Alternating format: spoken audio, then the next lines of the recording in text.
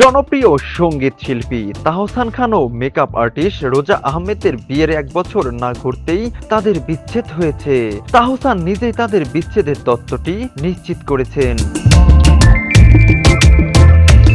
এদিকে তাদের আলাদা হওয়ার বিষয়টি প্রকাশ্যের পর থেকেই বর্তমানে চলছে রোজার পুরনো সব নিয়ে ছবি, ভিডিও নিয়ে আলোচনা সমালোচনা। গত কয়েক ঘন্টা ধরে ফেসবুক ও টিকটকে ঘুরছে রোজার একটি ভিডিও।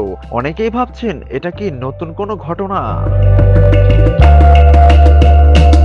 এর মধ্যেই সোশ্যাল মিডিয়ায় ইনস্টাগ্রামের পুরনো একটি ভিডিও ভাইরাল হয়ে গেছে।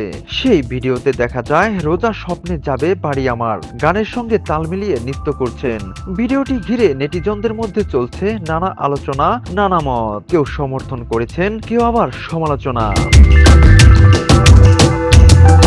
তবে এই ভিডিও নিয়েই শুরু হয়েছে তোলপাড়, কারণ ভিডিওতে 2021 সালের 30 মে আপলোড করেছিলেন। তখন রোজাকে একটু দেখতে অন্যরকমই মনে হচ্ছে, আর এ নিয়ে চলছে আলোচনা সমালোচনা। তবে এখন পর্যন্ত রোজার পক্ষ থেকে এ বিষয়ে কোনো আনুষ্ঠানিক বক্তব্য পাওয়া যায়নি।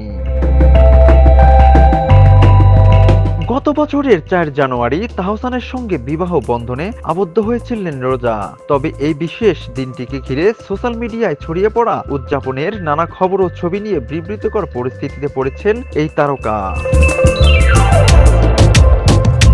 অবশেষে সেই বিভ্রান্তি দূর করতে এবং নিজের বর্তমান দাম্পত্য জীবন নিয়ে মুখ খুললেন তাহসান।